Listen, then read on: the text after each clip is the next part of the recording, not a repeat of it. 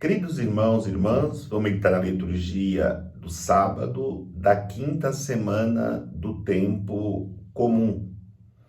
E a liturgia da palavra, da primeira leitura, apresenta o cumprimento daquilo que Deus havia falado para Salomão após ele ter pecado, se afastado de Deus, buscando a idolatria, buscando fazer templos para deuses falsos.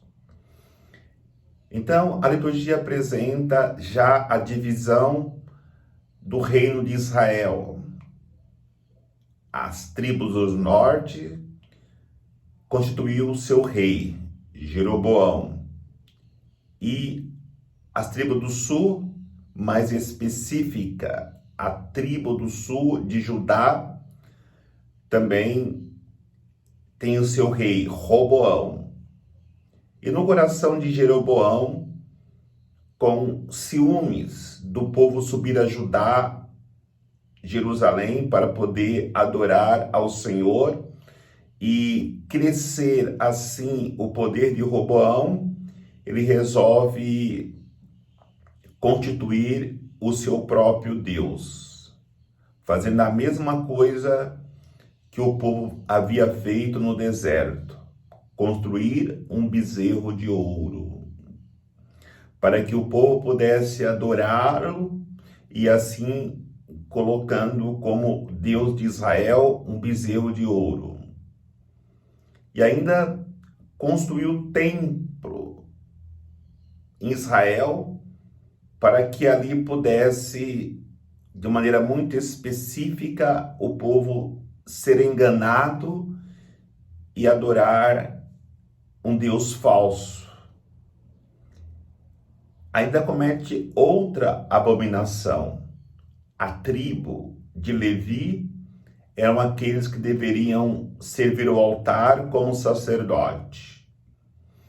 Ele chama homens comuns de tribos que não era de Levi, coloca para oferecer sacrifício no altar pagão. Toda essa realidade nos faz entender porque as tribos do norte de Israel foram totalmente exterminadas. A abominação era tão grande que fez com que Deus não permitisse que essas tribos continuassem.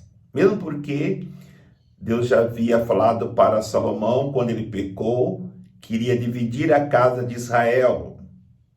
E, de fato, as guerras, as divisões entre os irmãos, fez com que Israel fosse exterminado totalmente, permanecendo somente a tribo de Judá.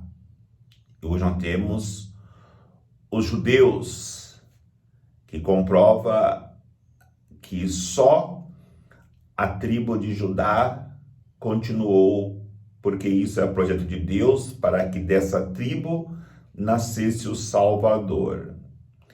Mas mesmo nestas dificuldades, nessas abominações, na dureza do coração do homem, Deus não lhe abandona. E o Evangelho é um fato real de que Deus vai ao encontro do pecador. Tem uma multidão reunida e Jesus está ali ensinando. E falta pão, uma multidão sem ter pão, simbolizando assim que mesmo que os líderes de Israel não sejam fiéis para oferecer o pão para o povo, e aí não somente o pão que alimenta o corpo, mas o pão da palavra, o pão espiritual que alimenta a pessoa de Deus, Deus estará sempre pronto para oferecer e matar a fome, tanto física como espiritual, daquele que tem fome de Deus e fome do alimento ordinário.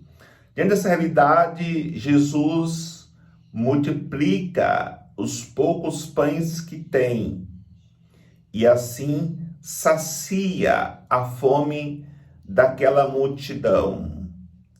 É muito mais do que aqueles poucos pãezinhos para alimentar a fome física daquele povo, são os poucos pãezinhos que as pessoas têm para alimentar-se espiritualmente.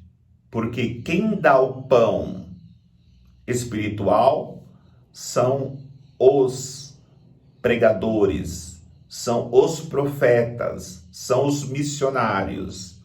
Mas o próprio Jesus vai dizer: é grande a messe, mas poucos os operários, os padeiros, que são chamados a oferecer o pão da palavra para aqueles que têm fome de Deus. Agora, se nós somos fiéis, Deus abençoa os poucos que têm coragem de que, com muita sinceridade, anunciam Jesus como Salvador e alimento para alimentar as almas daqueles que passam qualquer necessidade.